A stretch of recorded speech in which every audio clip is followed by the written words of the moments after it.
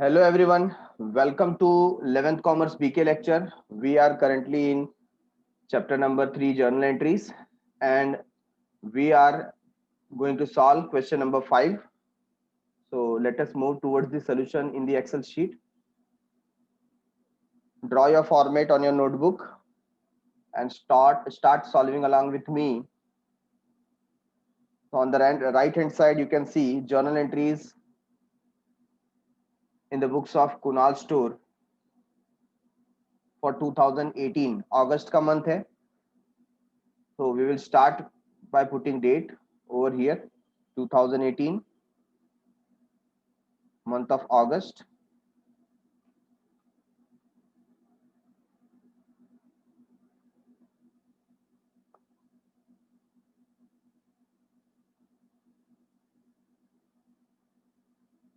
Day 1, purchase goods of rupees 90,000 at 10% trade discount and 10% cash discount from Rakesh and 1/3 amount received by check. ठीक है, तो ये transaction यहाँ पर हम कौन है? परचेसर. हम कौन है? परचेसर.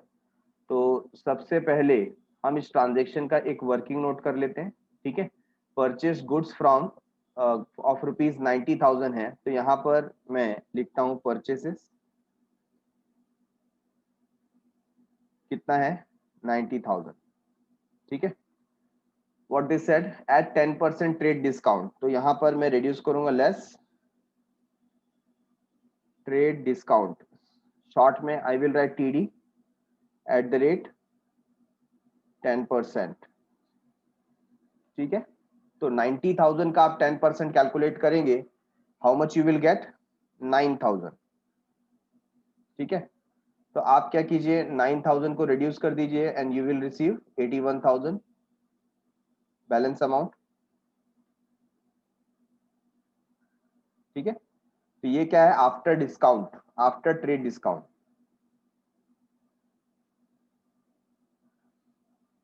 इसके आगे क्या लिखा हुआ है? And 10% cash discount from Rakesh and 1/3 amount received by cheque. आप देख रहे हैं यहाँ पर सिर्फ जो 1/3 अमाउंट है वही चेक से रिसीव हुआ है. ठीक है, तो सबसे पहले हम यहाँ पर इसको दो पार्ट में डिवाइड कर देंगे.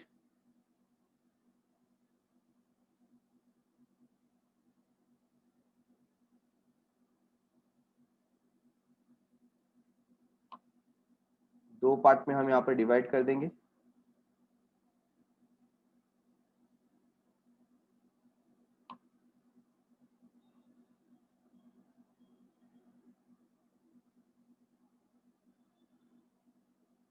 तो इसमें से चेक पेमेंट कितने का हुआ है? Just check it. 1/3 amount received by cheque. तो यहाँ पर 1/3 ये चेक से हुआ, या मैं यहाँ पर पहले चेक लिख लेता हूँ. 1/3. ठीक है, और बैलेंस अमाउंट के बारे में कोई इंफॉर्मेशन नहीं है. क्या आपको कहीं दिखाई दे रहा है, कुछ दिखाई दे रहा है ऐसा कि बैलेंस अमाउंट के बारे में कुछ लिखा हुआ? नहीं. तो बैलेंस अमाउंट हमने ये राकेश से परचेस किया है, तो राकेश का नाम आ जाएगा. That means balance is still unpaid. अभी भी बैलेंस क्या है? अनपेड है, पे करना बाकी है. तो बैलेंस कितना बच जाएगा? 2/3. 1/3 का हमने चेक पे किया है. ठीक है, amount received by cheque. Actually यहाँ पर रिसीव्ड बाय चेक नहीं होना चाहिए था, पेड बाय चेक होना चाहिए था, क्योंकि हमने परचेस किया है ना. वापस से रीड करते हैं. Read it once again. Purchase goods of rupees 90,000 at 10% trade discount and 10% cash discount from Rakesh and 1/3 amount it should be paid by check.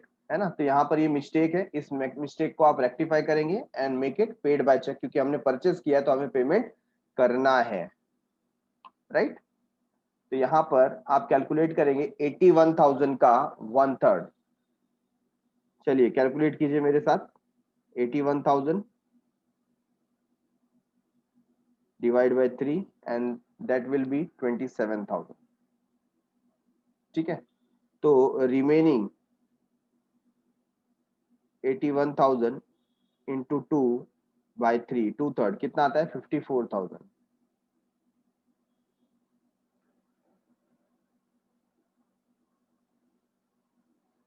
तो ये जो अमाउंट है 54,000 का अभी भी किस पे है, क्रेडिट बेसिस पे, ठीक है। और ये जो अमाउंट है ये बैंक से गया है, राइट है। तो यहां पर इनका कहना था कि हमें मिलेगा 10% कैश डिस्काउंट। क्या मिलेगा, 10% कैश डिस्काउंट। तो यहां पर जब भी कैश डिस्काउंट मिलता है तो कैश डिस्काउंट हमेशा ऑन द स्पॉट पेमेंट पे मिलता है, प्रॉम्प्ट पेमेंट में मिलता है। तो प्रॉम्प्ट पेमेंट हमने कितना किया, 1/3 किया, तो हमको यहाँ पर सिर्फ 27,000 पे डिस्काउंट मिलेगा, 54,000 पे डिस्काउंट नहीं मिलेगा, राइट है। So I will write here less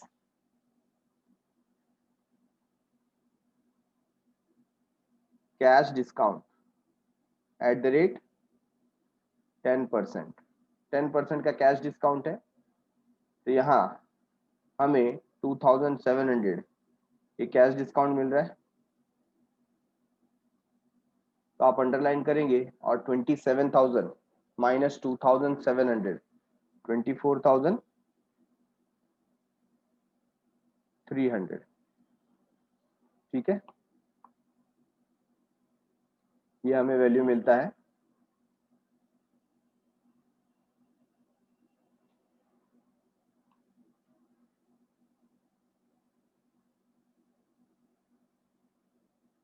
अब इसका हमको जर्नल एंट्री पास करना है।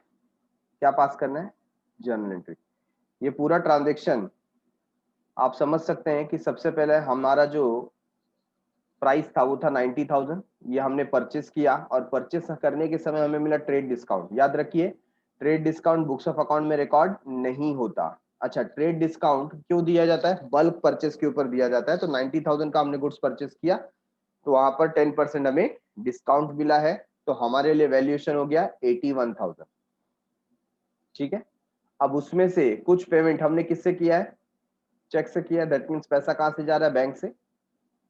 और बैंक यहाँ पर हमारे लिए रियल अकाउंट है, debit what comes in, credit what goes out. तो ये जो बैंक है वो क्या होगा, क्रेडिट हो जाएगा, परचेस अकाउंट डेबिट हो जाएगा, और राकेश को पेमेंट करना बाकी है वो भी क्या हो जाएगा, राकेश को पेमेंट करना बाकी है ना, तो Rakesh is a personal account, debit the receiver credit the giver. उसने हमें गुड्स दिया है तो वो गिवर है, तो उसको भी क्या किया जाएगा, क्रेडिट किया जाएगा, ठीक है। और फिर यहाँ पर 2,700 का जो डिस्काउंट है इसको भी हमें रिकॉर्ड करना है, बराबर है, ये डिस्काउंट भी रिकॉर्ड किया जाएगा। तो देखिए इसकी एंट्री आप कैसे पास करेंगे।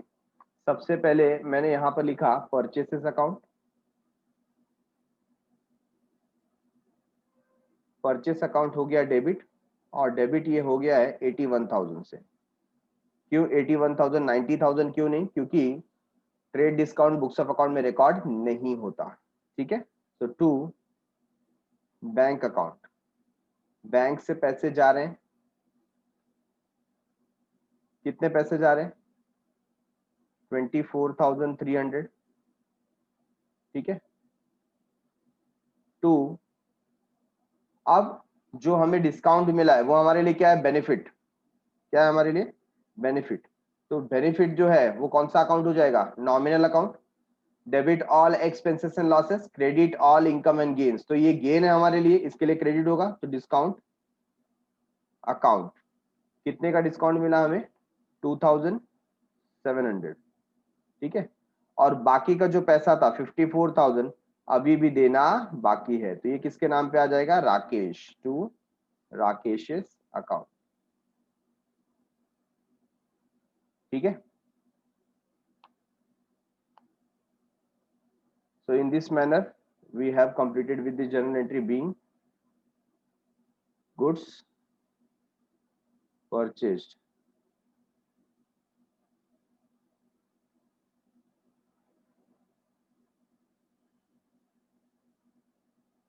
and discount received.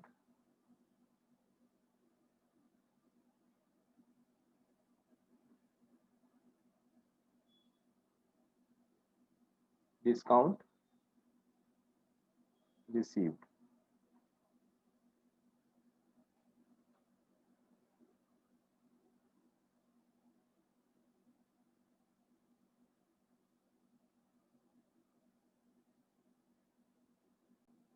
So let us check how we calculated 10%. ठीक है, तो यहाँ पर आप 27,000 ले लेंगे, 27,000, उसमें आपको मल्टीप्लाई करना है 10 अपॉन 100, 10 अपॉन 100, ठीक है। तो जब आप 10 अपॉन 100 यहाँ पर करते हैं तो आपको कितना मिलेगा, 2700. So this is the calculation, right. तो ये 2700 आ गया। अच्छा, इसके अलावा हमने 1/3 कैसे कैलकुलेट किया, तो उसको भी आप चेक कर लो।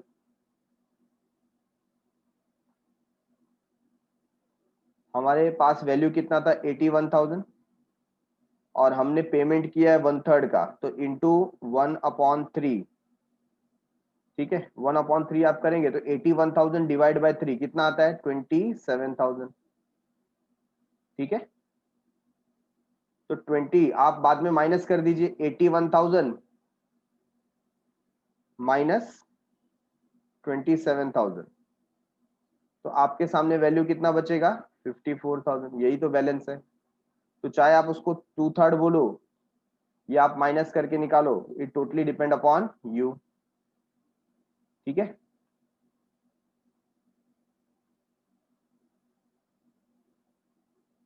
तो इस तरीके से ये हमको जो मिला है, ये कौन सा पेमेंट है, चेक से पेमेंट किया है, और ये पेमेंट अभी भी बाकी है। Now check transaction number 2 on 5th August, यहाँ डेट पुट कर देंगे 5th अगस्त, ठीक है। Open current account in State Bank of India by depositing 60,000। अब हम क्या कर रहे हैं, बैंक अकाउंट ओपन कर रहे हैं। बिजनेस का तो करंट अकाउंट ही होता है, ठीक है ना। तो हमारे पास से कैश जा रहा है, बिजनेस के पास से कैश जा रहा है, बिजनेस के बैंक अकाउंट में आ रहा है, बैंक अकाउंट में आ रहा है, कैश अकाउंट में से जा रहा है। ये समझ में बात आती है। अमाउंट देखिए कितना है, अमाउंट है हमारे पास 60,000। तो यहां पर अकाउंट कौन से दो क्रिएट होंगे, एक अकाउंट क्रिएट होता है बैंक अकाउंट, और दूसरा अकाउंट क्रिएट होता है कैश अकाउंट, ठीक है। अब दोनों ही कौन से अकाउंट है, real account.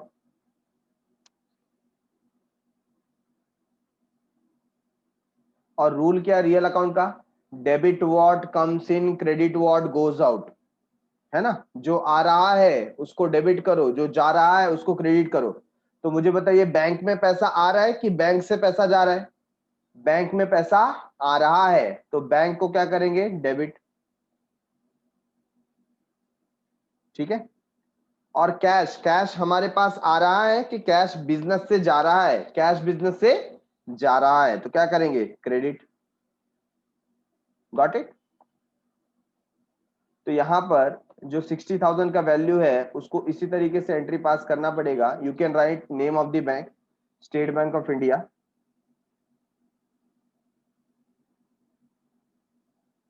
State Bank of India,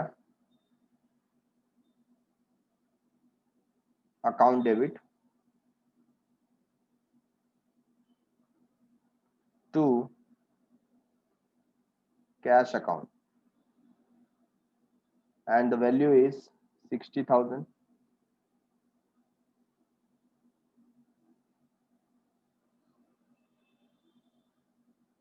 being open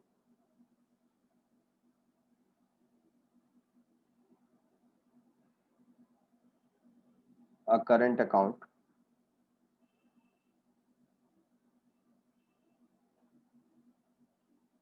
and cash deposited. Opened a current account and cash deposited.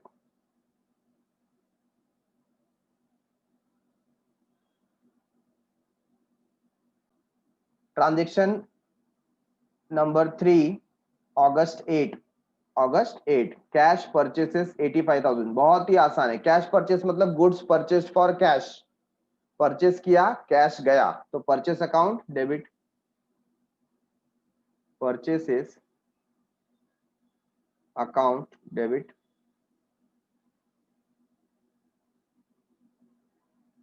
Amount 85,000 to cash account 85,000।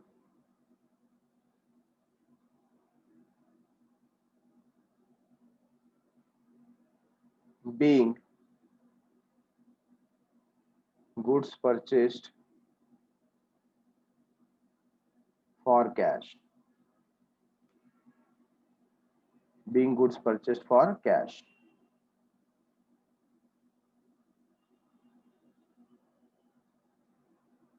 Entry number 4, 10th August को क्या हुआ? Goods sold on credit to Tushar. Goods जो है हम cell कर रहे हैं। कैसे सेल कर रहे हैं? क्रेडिट बेसिस पे सेल कर रहे हैं। किसको सेल कर रहे हैं? तुषार को सेल कर रहे हैं at the rate 20,000 rupees at 10% trade discount. Again यहाँ पर क्या आ गया? 10% ट्रेड डिस्काउंट। क्या हम ये ट्रेड डिस्काउंट कंसीडर करेंगे? नहीं करेंगे, है ना। तो ऑलरेडी माइनस करने के बाद जो फिगर आता है वो पुट करेंगे, और ट्रांजेक्शन क्रेडिट बेसिस पे है तो यहाँ पर सेल्स के लिए कौन से 2 अकाउंट आ जाएंगे? एक तो तुषार का अकाउंट, तो फर्स्ट आप क्या करेंगे? डेबिट द रिसीवर, है ना। तो Tushar account, Tushar is receiver, Tushar account debit to sales account.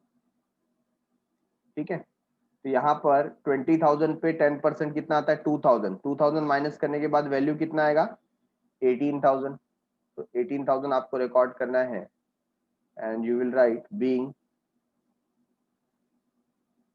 Goods sold on credit and trade discount allowed at the rate 10% allowed।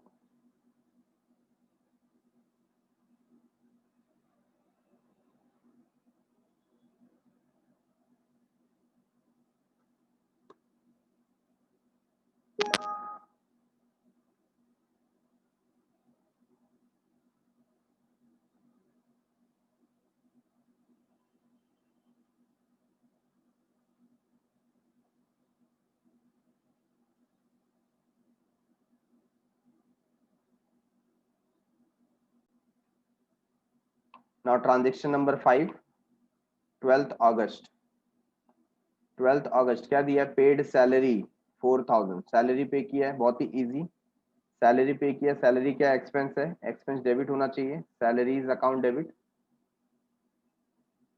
Salary account debit to, pay कर दिया है तो कैश अकाउंट आ जाएगा, और अमाउंट है 4,000।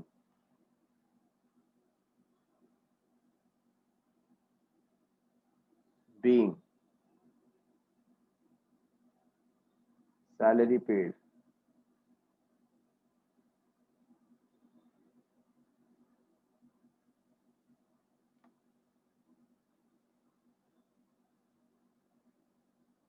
Salary paid. Transaction number 6 on 16th August, Tushar returned goods of rupees 250।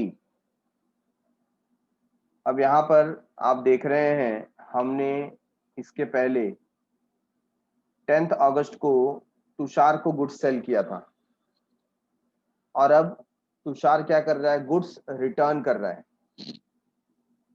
बराबर है।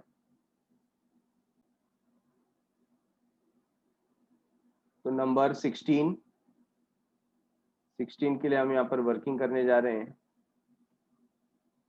आप देख रहे हैं गुड्स क्या हुआ? रिटर्न हुआ है। तो यहाँ पर हमने सेल किया था, वो सेल्स रिटर्न हो गया, तो मतलब कौन सा अकाउंट आ जाएगा? Sales return. सिंपल लैंग्वेज में अगर आप जानना चाहें तो सेल्स अगर क्रेडिट होता है तो सेल्स रिटर्न अकाउंट क्या होगा? डेबिट। तो यहाँ पर हम लिखेंगे सेल्स रिटर्न अकाउंट डेबिट, ठीक है। और अमाउंट कितना आ जाएगा? 250। सिमिलरली तुषार का अकाउंट क्रेडिट करना पड़ेगा Tushar Tushar account, right, amount 250। So being goods return by Tushar, Tushar ने गुड्स रिटर्न कर दिया।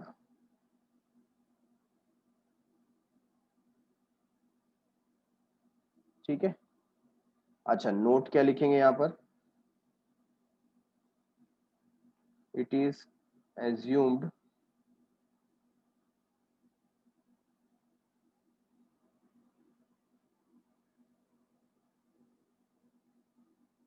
that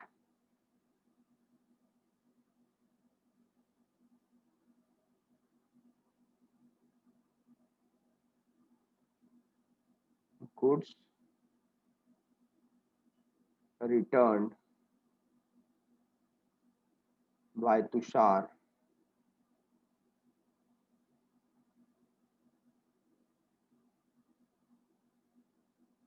is on net amount basis, that is after subtracting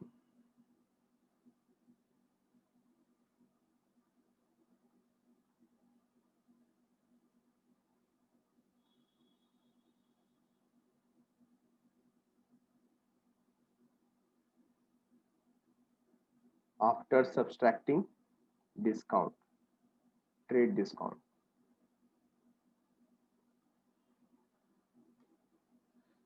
मतलब ये जो गुड्स था 250 का, वो जो रिटर्न हुआ है वो ट्रेड डिस्काउंट लेस होने के बाद ही रिटर्न हुआ है। तो 250 नेट अमाउंट है। कैसा अमाउंट है? नेट वैल्यू, नेटवर्थ, ठीक है। Number 17, sorry number 7, August 17, goods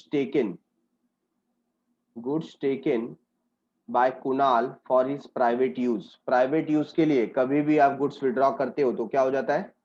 drawing. क्या हो जाता है? ड्रॉइंग। तो यहाँ पर ड्रॉइंग अकाउंट डेबिट होगा,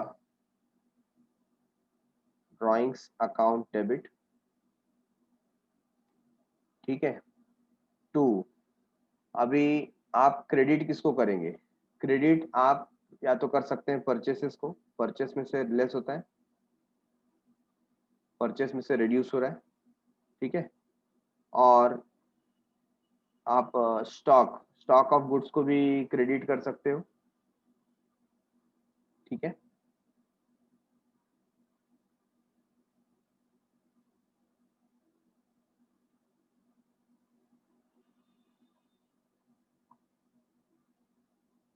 स्टॉक ऑफ गुड्स अकाउंट, या तो आप परचेसेस लिखिए या तो स्टॉक ऑफ गुड्स लिखिए। तो अमाउंट कितना आ जाएगा? 2000। ये गुड्स विड्रॉन हो गया on 17, being goods withdrawn by Kunal for personal use।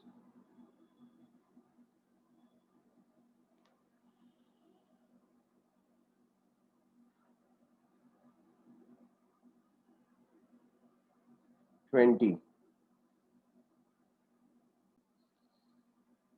20th August purchased laptop of rupees 40,000 from Joshi Electronics at the rate 18% GST and paid by check। तो सबसे पहले यहाँ पर पेमेंट हो गया है, तो जोशी इलेक्ट्रॉनिक्स को याद करने की जरूरत नहीं है, ठीक है ना।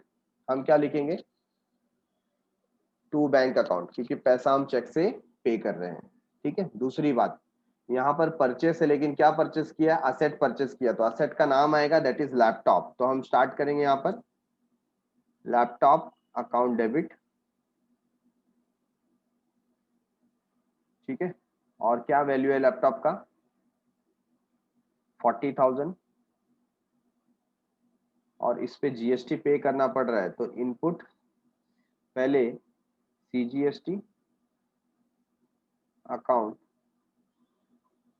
Debit and input SGST account. यहाँ पे हम परसेंटेज चाहे तो लिख सकते हैं, टोटल 18 है तो 9% आ जाएगा, डेबिट, ठीक है। Similarly here eight the rate 9%,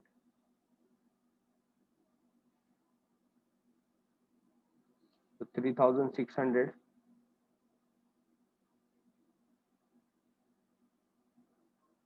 और लास्ट में लिखेंगे टू बैंक अकाउंट, क्योंकि पेमेंट चेक से हो रहा है, so the total is 47,200.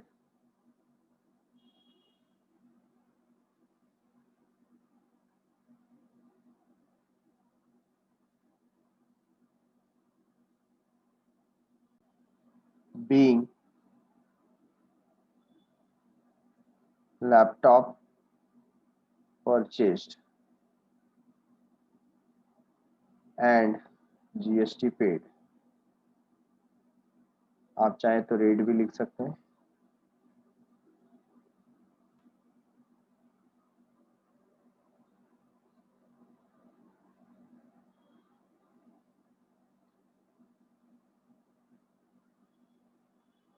Now next is 22nd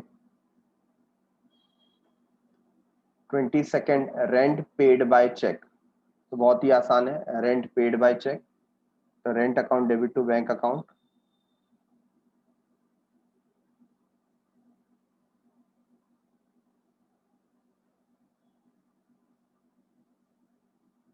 और कितना रेंट पे किया है,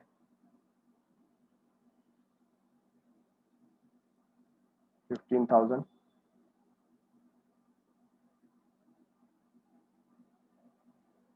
being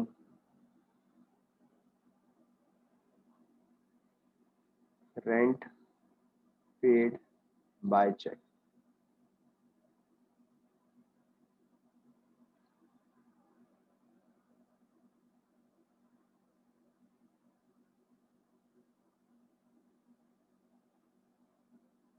After 22nd, 25th,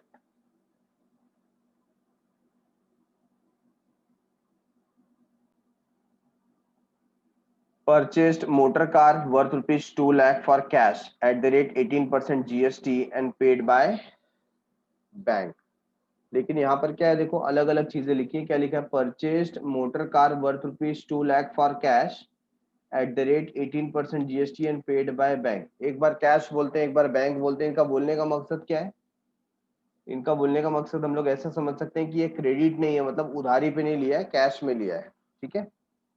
तो purchase motor car worth rupees 2 lakh, हमने 18% जीएसटी के साथ में पे किया है, तो पहला आप लिखेंगे वहां पर motor car account.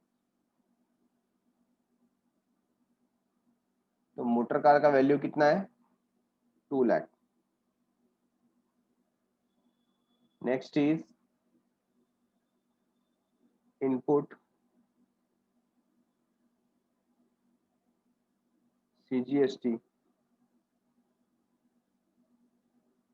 Account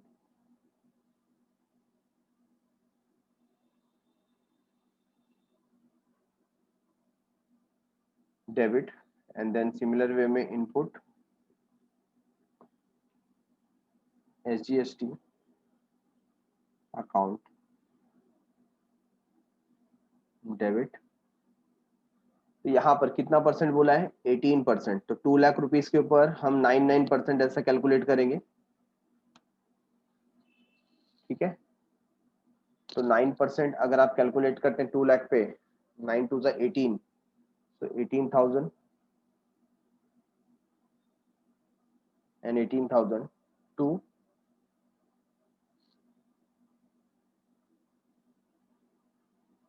bank account. So total is 2,36,000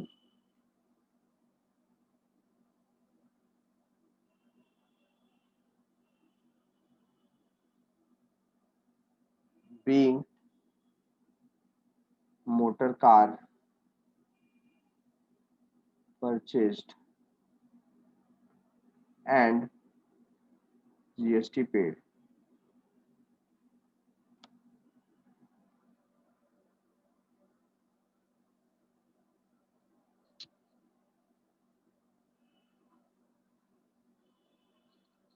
Okay.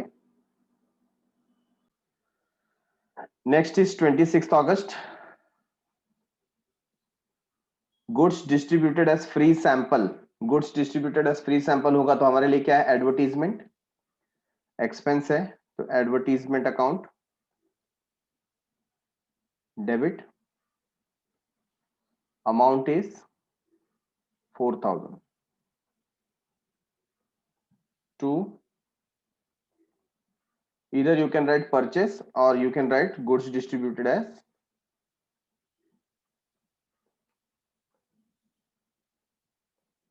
Free sample, ये लिख सकते हैं, या इसकी जगह पे आप लिख सकते हैं purchases account. That means purchases से क्या हो जाएगा? रिड्यूस। दोनों में से कोई एक ही आपको लिखना है, ठीक है। Being goods distributed as free sample.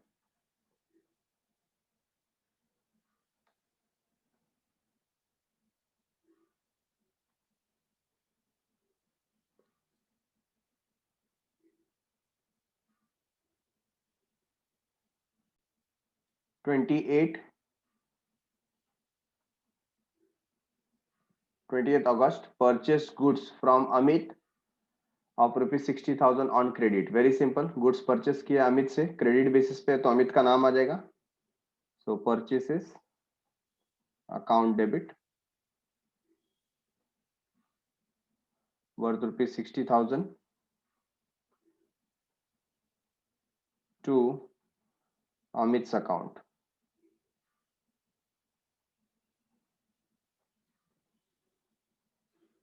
ठीक है, amount 60,000 being goods purchased from Amit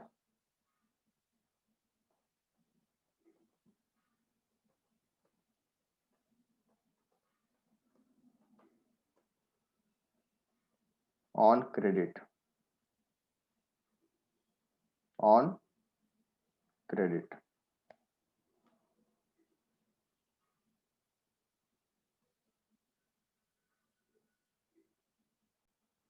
30th August, paid by ECS। ECS मतलब electronic clearance system, that means bank के थ्रू हुआ है। Paid ECS cash to Amit rupees 58,500। वो अलाउड अस डिस्काउंट ऑफ 1,500। ठीक है, तो यहाँ पर हमें डिस्काउंट मिला है। तो आप देखेंगे अमित का अकाउंट हमने यहाँ पर क्रेडिट किया था 60,000 से, तो पहले उसको हम डेबिट कर लेंगे। हम यहाँ पर लिखेंगे अमित अकाउंट डेबिट, और कितना लिखेंगे? 60,000। उसको हमको 60,000 पे करना है। हमने पे कितना किया? To bank account we paid 58,500,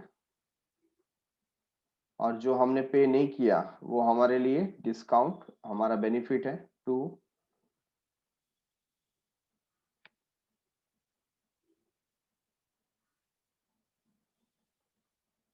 discount account, ठीक है, 1500. So being payment made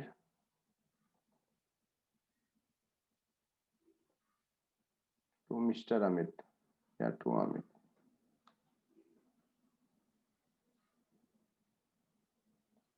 ठीक है, तो इस तरीके से करना है, जितना पैसा हमको देना था वो हमने डेबिट कर दिया, और जो हमने दिया है बैंक से 58,500 आ जाएगा, and rest is our discount as they said.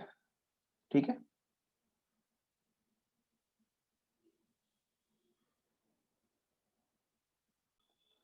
तो 30 अगस्त का ट्रांजेक्शन देखिए, second last transaction, sold goods ₹5,000 at a loss of ₹1,000.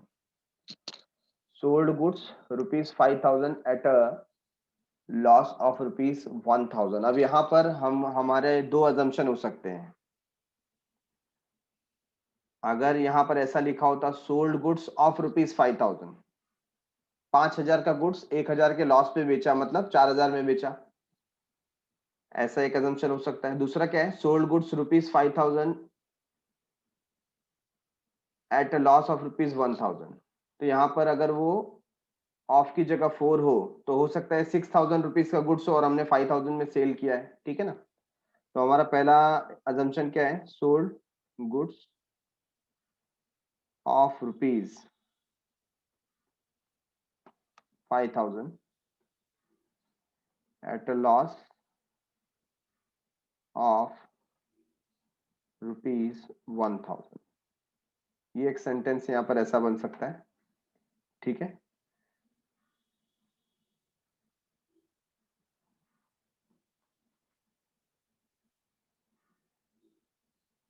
जहां पे हमने वर्ड क्या यूज किया है, ऑफ. और second,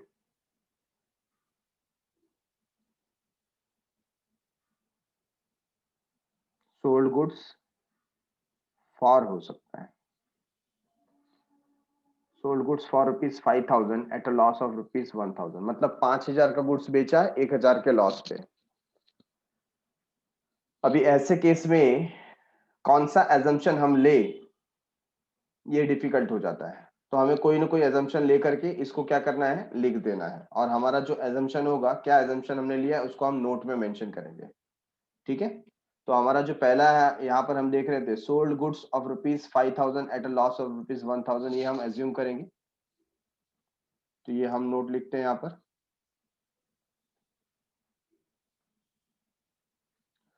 sold goods worth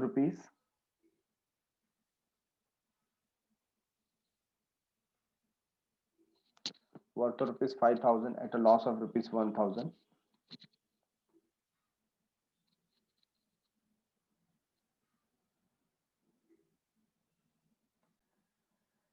So on the basis of this assumption, हम यहाँ पर कंसीडर करेंगे कि 5,000 रुपीज का गुड्स था, 1,000 के लॉस पे सेल किया, दैट मीन्स 4,000 रुपीज में सेल किया. तो हमारे पास जो कैश आएगा वो कितना आएगा, 4,000. So cash account debit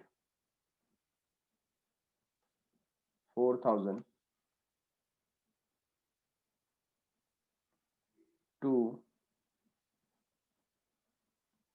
sales account 4,000, being goods sold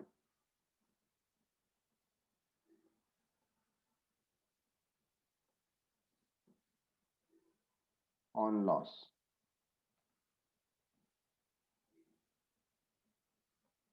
goods loss पे सेल किया. Now last one, 31 August,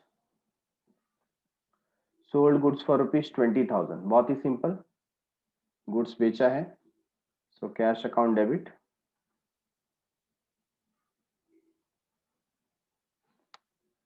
20,000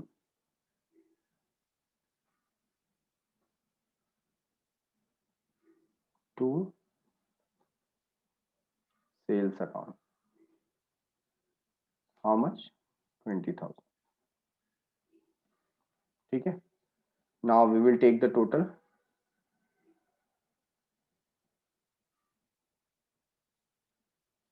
and total comes to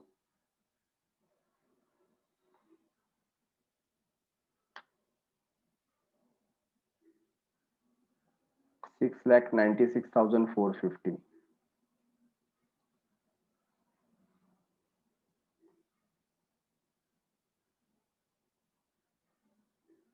Okay,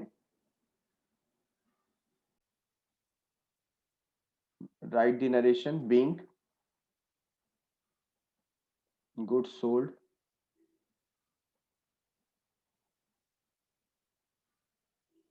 for cash.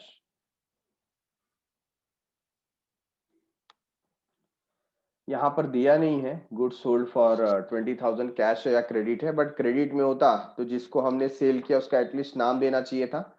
नाम नहीं दिया है तो हमने एज्यूम किया है कि ये कैश में हुआ है। किसी का ऐसा रहेगा कि सर हम तो क्रेडिट में भी एज्यूम कर सकते हैं। हाँ, आप क्रेडिट में भी एज्यूम कर सकते हो, बट उसके लिए फिर आपको क्या देना पड़ेगा, नोट देना पड़ेगा कि ये गुड्स हमने क्रेडिट पे सेल किया।